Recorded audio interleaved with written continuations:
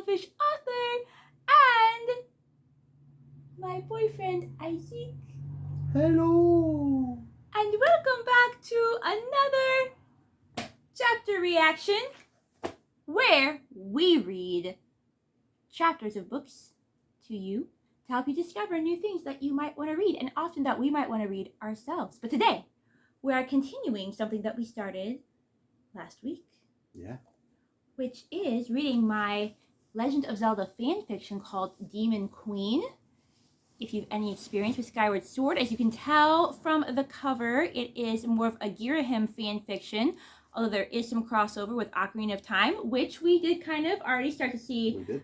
Last time we met Koume and Kotake, but younger versions of them when they're still young Gerudo before they turn all old and wrinkly and witchified. We met a younger Impa. And right now Ghirahim is on his way with Gerudo to their home. He's, rebelled against Demise. He's been sent here to set up the way for Demise to return, but instead he's decided that he wants to take matters into his own hands and be his own lord and, steal the power of the gods and all that good stuff for himself. All demons always just want to be better than their masters. Indeed. That's how this is the way.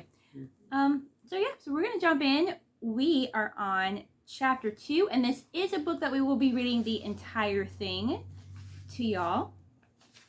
So let's just jump in to chapter 2 of Demon Queen. Chapter 2. Sunset cloaked the land in a woven splendor of golds, oranges, pinks, and crimsons, when Ghirahim at last followed the Gerudo between the tall eastern cliffs. A little ways further, a long wooden bridge stretched over a wide ravine. A waterfall thundered to the right, creating the rapids that thrashed below. As the party made their way across, a couple of the Gerudo jabbed at their captives, making them nearly fall off into the raging waters below, only to quickly pull them back at the last second, snickering amongst themselves at their joke of the Hylian's terror. Beyond the bridge, their path wound once more between the cliffs. A sign showing stars nestled within the curve of a crescent moon stretched high between the rocky precipices, the same symbol etched on Koume's smooth tanned skin. Up a hill and around a bend, stone buildings began to rise into view. Then, as they reached the crest of the hill, the entirety of the Gerudo Fortress spanned before them. Stone buildings built several stories high nestled against the cliffs.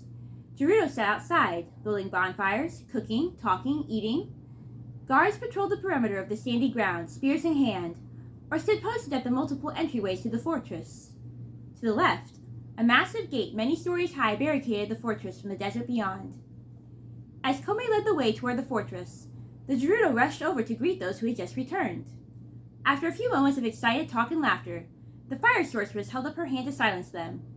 All eyes drew to hers, full of command, and she said, "Today marks another successful conquest. The Sheikah put up quite the fight, but that only made for a more interesting challenge. We proved to them the power of our threat. Today I grant to you boyfriends and new slaves, enough to go around for everyone, I should think. Though if I know my ladies, you won't mind sharing some of the gentlemen if need be, and I doubt they'll mind either. Men are men, slaves ever to their petty addictions." Snickers rippled throughout the crowd. A few cast curious glances in Ghirahim's direction, and he glared back, disgusted. He was no man. He could not be given over to mortal temptations. He had a mission to focus on. Koume waved her hand in the air. "Away with them! Take them to their new quarters and prepare them for their new duties." The Hylian men and women were led toward the fortress. One man resisted. He had managed to loosen his gag so that it hung loosely around his neck, and he cried at the top of his lungs, "No! Please, no! I have a wife! I have a wife!" "I doubt your wife's skills meet those of any of my women," Koume called after him. "Should I be so merciful as allow you to return to her, she shall likely thank me for what you will have learned." The man's yells diminished as he was dragged inside the fortress. Laughter ensued from the remaining Gerudo, and Koume said, "He'll change his mind. They always do. As I said, men are men." "Except when they are demons," Kotake said with a proud nod and grin at Ghirahim. "Indeed," Koume said with a reluctant glance in his direction. "Also on our conquest, we acquired this demon who would claim to be a lord. Kotake would have him join us as an ally, and he would claim also a desire to enact vengeance upon the Hylians who have wronged us. And myself, Ghirahim said, ignoring her glare as he interrupted. My grievances with the Hylians surpass both space and time. They have wronged me both in the present and in past ages, and no doubt seek to do so in the future, if that Shadow Wench's threats ring true. With my powers, and those of your leaders here, I think we could create an unstoppable force. The Sheikah did stand strong against us, Koume said. We would be fools to infiltrate the town again on our own. Attempting to break inside the castle especially would be suicide. Which is why we would go prepared. I have the ability to summon armies of undead, of spirits and powerful beasts from the Dark Realm. With your aid, tempting as that sounds, Koume said, there is still the matter of whether or not you are worthy to join with us at all. I stand by my word. You will pass the test like everyone before you. Sister, Kotake said, but the training grounds, there will be no match for him. No, but we will. She turned a challenging gaze toward Ghirahim. Fight us. Prove your worth to Koume and Kotake, lords of the Gerudo Fortress. If you can bring us to our knees where we no longer fight, or both beg to surrender, then we shall consider you our equals. If you fail, you become our slave. I will be no one's slave ever again, Ghirahim said. Beings like us, beautiful, majestic, full of magic finesse. We should not be bound to anyone or anything. If we are, the results often lead to disuse and madness. Very well then, Koume said. If we win, you must leave our fortress and never return, or else endures we chase you away, if indeed it must come to that. No need, Ghirahim said with a wave of his hand. These terms I can agree to. I too keep my word. Koume nodded. Let it be so. Sister! Kotake ran up to her sister and gripped her arm. This isn't how things are meant to be done. This isn't the ordinary test. And he is no ordinary guest. She pulled her arm away. Now, are you ready to fight? Or do you need some time to yourself to work out this childish tantrum? Kotake's stormy gaze might have frozen her sister in place, were she able, especially as smirks and snickers coursed amongst the other Gerudo. Undaunted by her sister's icy stare, Koume seemed to accept her silence as confirmation and announced loudly, My fellow Gerudo, please stand back. Ghirahim has agreed to test his worthiness in a duel. We found this demon during our raid on Hyrule Town Market. He too was cast from the town by those arrogant, ignorant Sheikah. He fights now to see if he may have a place in our ranks instead.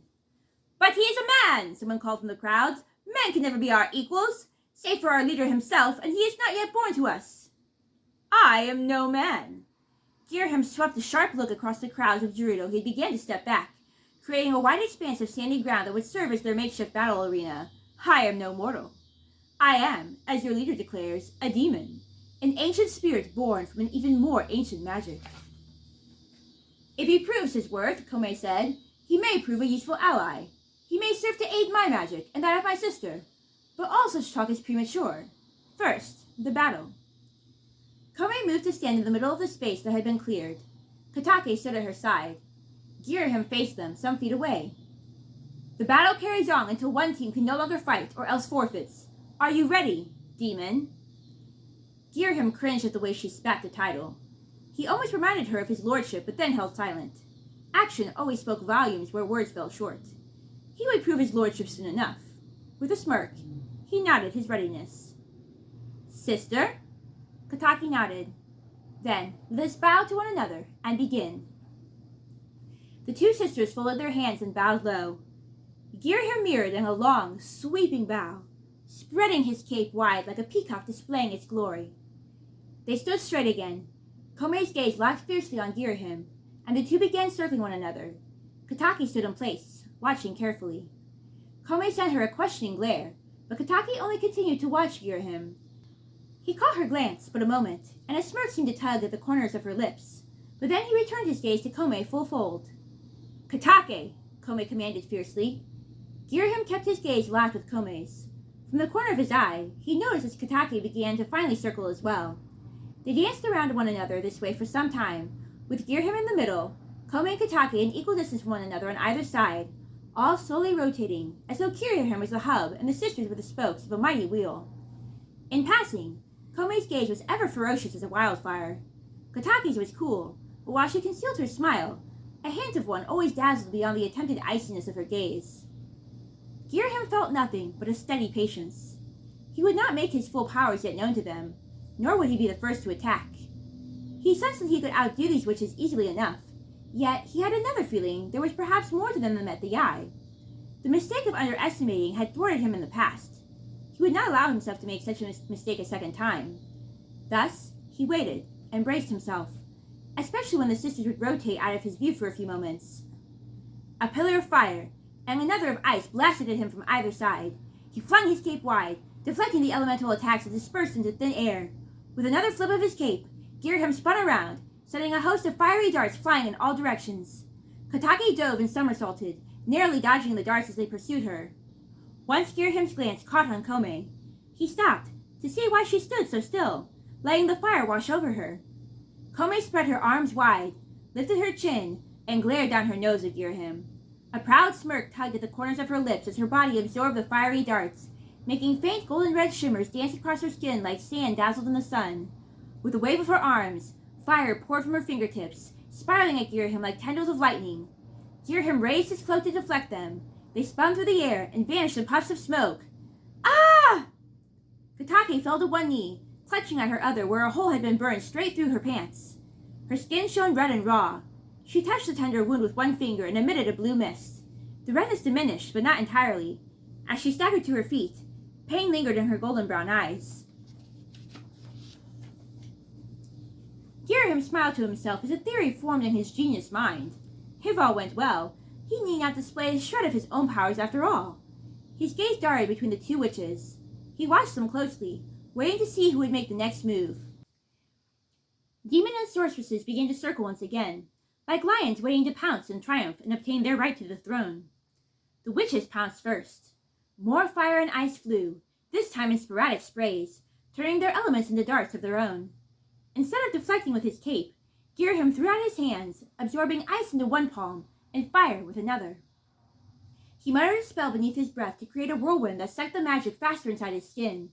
His body burned all over, one half from flame, the other from frostbite, the latter of which was so intense he wanted nothing more than to roar in pain, but he would show no hint of weakness in front of these inferior beings.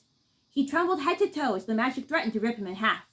Then, in the last moment when he could no longer contain his newly stored powers, he released them, whipping around so that the blast of fire poured at Kotake and the blast of ice poured at Koume. Kotake leapt, dodged, and somersaulted as the fire chased her. Koume ran, her strong legs making her fly across the sands in an almost solid golden blur, but her backward glance was lit with panic as the ice drew near on her heels. She flung a desperate glance at her sister, who seemed to have no problem weaving in and out of the fire as it began to arch up and down like an ocean wave. Suddenly, a blast of ice threw Koume off her feet, knocking her breath away mid-scream. She tumbled hard to the ground. Scrambling to her knees, she watched with wide-eyed horror as jagged stalagmites of ice ripped across the sand toward her. She held out one hand, and her lips moved, as if she sought to mumble a counterspell, but she quivered head to toe, and her bronze skin had paled with the sickly ice blue. She glanced wildly at Kotake and screamed her name, but Kotake paid no heed, only continued to dodge the fire attacks with a look of determination and glee. The icy wall reached Koume, and she shouted a shaky command.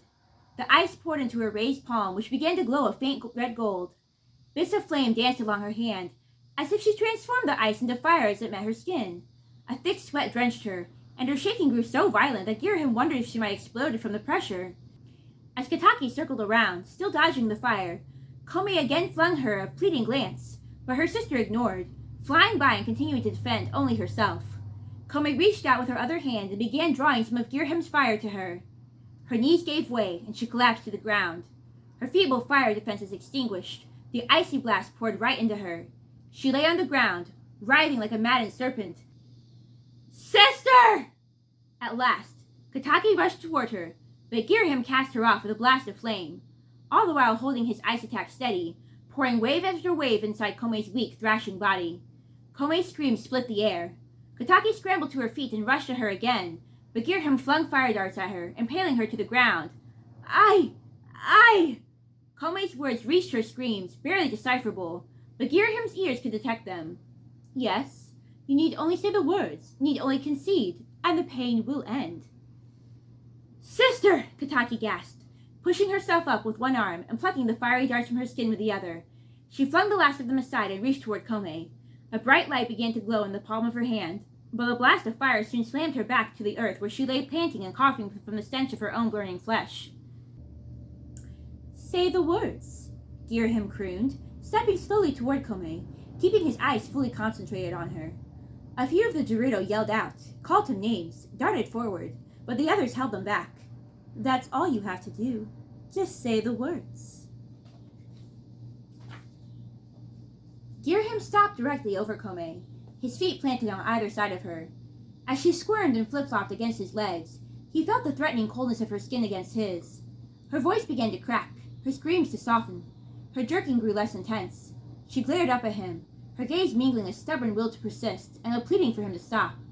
Gradually, her eyes began to glaze over. How pathetic she would have looked had she been any other mortal being. How pathetic they always look this way. And yet, she had put up such a fight and, even now, hanging on to life by a mere thread, so clearly defied him every moment her mind regained enough clarity that he couldn't help but admire her. "He's killing her!" someone cried out. "Make him stop!" "This is Our Lady's fight," called another. "She would never forgive us." Something slammed Ghirahim from the side, knocking him off his feet and sending him sliding across the sand. His concentration severed, ice spiraled wildly in all directions. A determined cry made him look up to see Kotake standing over him, absorbing the ice back into her skin. She slammed her fist into his side, making icy tendrils rip through his skin like lightning. She skipped off, and he lay stunned, the breath knocked from him for a moment. How irritating. So, she had more guts than he had given her credit for. He drew himself to his feet with a grin. Kotake had fallen at her sister's side. A bright light poured from her palm into her sister, illuminating her bronze skin so that it shimmered like rubies. Koume's breathing calmed, and the bluish tint began to melt away. A healing spell. Ghirahim's smile faded. He was eager for this battle to end. He was tired of wasting his time on child's play. Though the witches were admittedly the most worthy contenders he had fought in a long while, there were bigger plans to set in motion. Rushing across the sand, he flung a ball of flame at Kotake. Without so much as glancing away from her sister, she lifted her free hand, also aglow with a white shimmering shield, and deflected it. Blow after blow Ghirahim sent, and blow after blow the ice source was blocked, all the while filling her sister with her healing balm. At last, Ghirahim stood directly over them. He reached beneath his cloak, muttering the spell to draw his shadow blade to him. "I surrender," Koume croaked, as loudly as she could in her broken voice. Shakily pushing herself up from the ground, she looked Ghirahim steadily in the eye and said again, more firmly, "I surrender. I concede you are our equal. You will be welcome to roam our fortress freely and serve as one of us." "A wise choice," Ghirahim said with a nod. "But will your sister decide the same? The battle is not yet truly ended until both of you concede." Koume glared fiercely at her sister. Kotake glanced between Koume and Ghirahim. A gleam of disappointment shone clearly in her gaze. Yet, as she looked back at Koume, she decided, "I surrender as well." Kotake finished healing her sister, and the burns on her own skin gradually dissipated until the skin shone good as new. Kotake helped Koume to her feet. Koume nodded at her sister, a small gesture of thanks. Then she declared to all, "My dear Gerudo, today my sister and I have fought the most skilled warrior and magician, certainly the most skilled we have ever come across. I concede his powers are worthy of allowing him to live among us as one of us.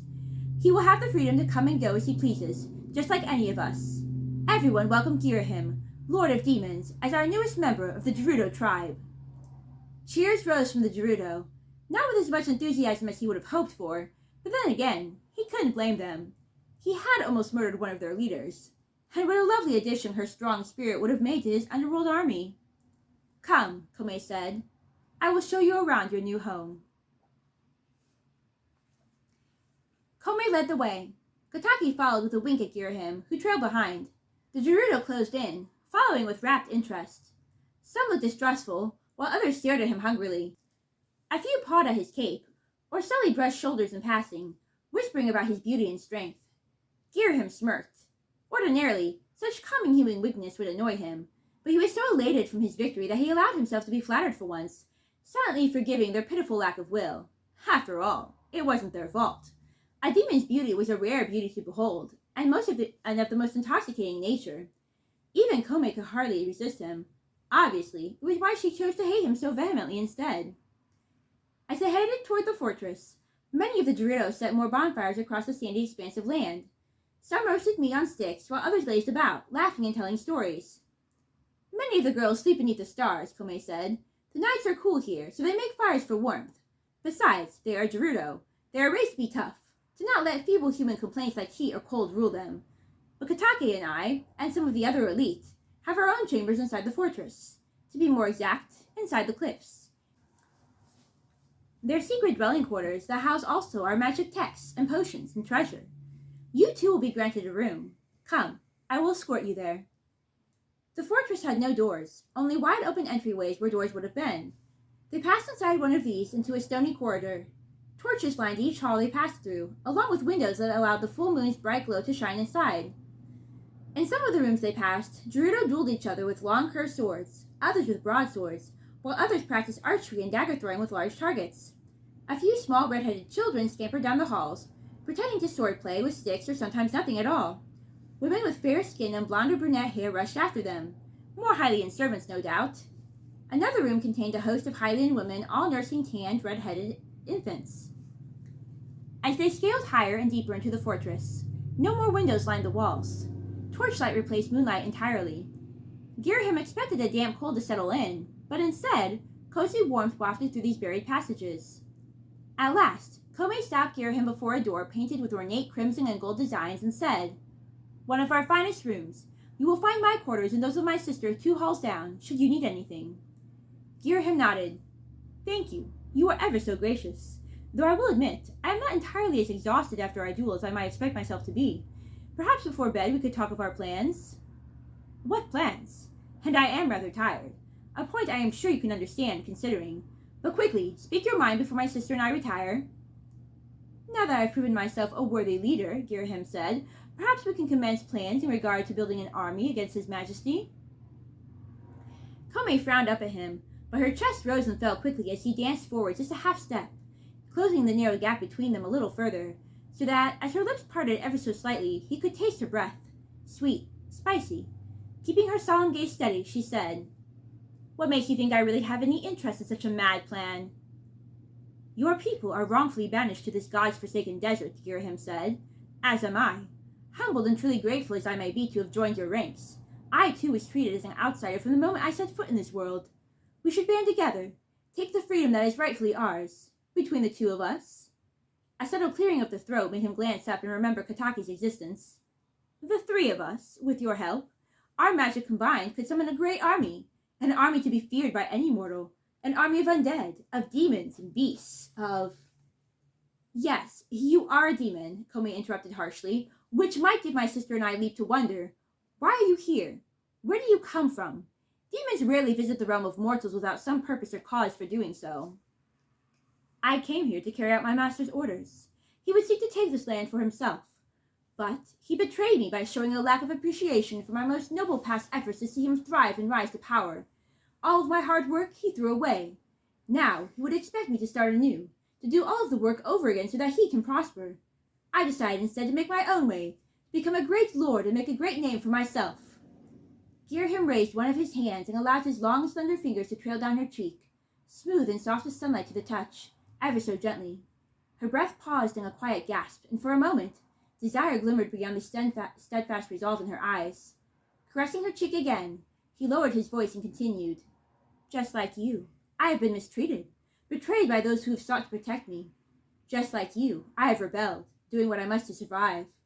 But imagine how powerful we could be, if you would but let me lead you in a war against His Majesty. He would be forced to bow before my wrath. Then I would be king, and you could be a queen, if you liked." Koume wrenched his hand from her cheek with one hand, while shoving him back with the other and pinning him against the wall. Flames smoldered in her gaze, her fierceness returned tenfold. She pointed a finger straight at his chest, where his heart should have been, if he had possessed one. A tiny burst of flame danced along her fingertip. "You have proven yourself an equal, which does qualify you as a leader, but not a leader over me or my sister. You cannot control us or tell us what we will do. You would do well to remember this. Equal or no, the eyes and ears of this fortress are watching you. Always." She extinguished the flame, turned, and hurried down the hall. Ghirahim watched after her a few moments, entranced by the sway of her body, almost as though she danced rather than walked. He imagined his body entwined with hers in a seductive waltz beneath fine satin sheets. Imagined curling his hands in her long fire-red hair, removing the gems shielding her delicate neck and biting at it, holding her down and showing his true strength and her true place, proving to her that they were equals in more ways than she gave him credit for. Something touched his shoulder, snapping him from his reverie. Whirling, he glared fiercely at Kotake, who jumped a little, but then quickly drew her composure and said, "I'm sorry, my lord. I see the way you watch after her with such intense fire, but please, you must forgive my sister." She rested a hand on his arm, and he stiffened but did not draw away. Nor did she. Looking at him intently, she said, "My sister does not appreciate the true extent of your powers, nor the cleverness of your plan. I see what you have the power to become. I see what we could be together." She let her fingers trail down his arm and take his hand. There her fingers laced with his. Leaning close to his ear, she whispered, "You were brilliant today, my lord. Let me reward you. Let me show you everything we could become together." Ghirahim hesitated. He wasn't prone to giving in to another's wishes. He hated, above all, being used and exploited, even if it was for his great beauty. He was rather a being to be admired and worshipped from afar. But perhaps it need not be him who was exploited. Grabbing Kotake by the waist, he threw her back against the wall, knocking her breath away. He hovered close to her, trapping her, so that he could feel every tremor gripping her small frame, the warmth spreading like wildfire across her body. As her breath quavered, he tasted its sweetness. Then he took her face into his hands and kissed her, devouring that sweetness for his own. He kissed her deeply, and she soon trembled with delight. She wrapped her arms around his neck, twined them in his hair, and tried to pull him closer. Ghirahim smirked. Mortals were too easy at times. As a sorceress, she ought to have more willpower, except that she was still pure. He could always tell by the smell of them. Oh, how he would enjoy deflowering this one. Moments later, their clothes were on the floor, and Ghirahim took her. He took her fervently, ignoring her screams of protest, knowing that they would, as ever, morph into screams of ecstasy. Once certain that she had been defeated, he led her over to the door, opened it, and swooped her into his arms. She was limp and drenched with sweat, but she kept kissing him. Clay in his hands, that's what she was, and like others before her, he would mold her into exactly what he needed her to become. Locking the door behind them, he threw her onto the large bed clothed in satin and silk. Throwing the pile of pillows aside, he grabbed her and yanked her toward him. The torches lining the room made her reddened hair and skin glisten like a sunrise. There was a certain beauty to her after all, especially in the dazed, defeated stare of her eyes that begged him both to stop and continue. Climbing on top of her, he ravished her again and again. And that is the passionate end of Chapter 2. Demon Queen. Thoughts? Comments? This is not going any longer the way I thought it was going to go. How did you think it was going to go? What's different about how you thought it was going to go? I didn't know it was going to be that much ravishings. Are there too many ravishings for you? No. Wasn't expecting it. Okay. There's going to be more ravishings. I don't know if that's a spoiler or not, but there's going to be more ravishings. Yeah, any other thoughts on what's going to happen next, perhaps?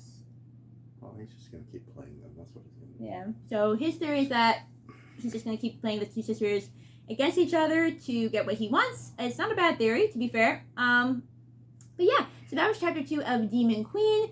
Again, if you just absolutely cannot wait to read the rest of the story for yourself, you can download the ebook to read for free from Smashwords or also Barnes & Noble. It's for free there as well. If you go to Smashwords, you can get it in a variety of different formats if you need a PDF or a Mobi file for your Kindle.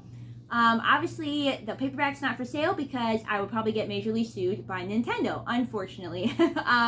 Maybe someday if I become a rich and famous author, Nintendo can approach me and be like, yo, we want your book. But until that happens, no can do. But yeah, let me know down in the comments what you thought of this video, how you think the book's going so far, what you think might happen next for yourself. And if you have read it, tell us how you enjoyed it. But again, no spoilers, unless you're going to leave a note warning that you're going to have spoilers for those who have not read it. But yeah, on that note, I guess we're done, right? So... Oh, I forgot to tell you guys to strap on your elf ears. Or in this case, your Hylian ears. When did you do this? When? You'll see. Okay, well, at any rate, happy reading. May you be inspired. And I will see you in my next video.